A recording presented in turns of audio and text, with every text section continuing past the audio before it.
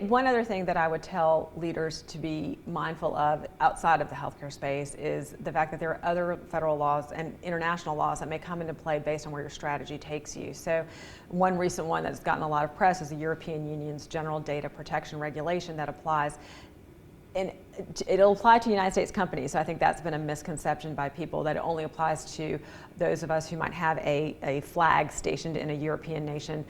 It actually applies to the residents of that European nation and the American citizens who might be on their soil. So it applies in a variety of areas. When leaders are looking at their strategy for growth and how they want to go and expand their service lines, and they're looking at taking them overseas, or looking at taking data of people that might then, the data might go across the ocean back and forth, that may trigger the GDPR. And it's something that I think healthcare entities need to be mindful of and be thinking about, and certainly factoring into their strategy, because it has a lot of implications, very significant penalties, up to 20 million euros or 4% of gross revenue.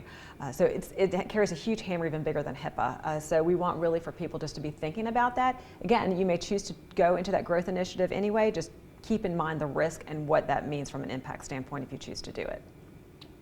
I don't think I knew that.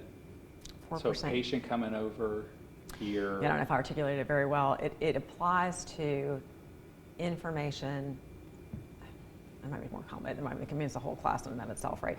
It applies to, you have a place of business there, or you have information of someone who is in the United States, a European resident, or even could be a U.S. person sitting in Europe, if that information is going back and forth.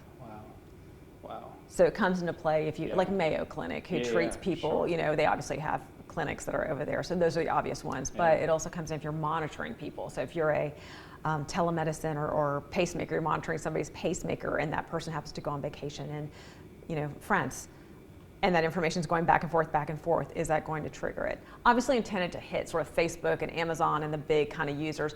The next tier down is going to be healthcare providers. They need to put out more guidance. There's not enough guidance yet, so it might be premature to talk about that. But to the extent eventually you might want to think about having somebody come in and talk about GDPR, it's a significant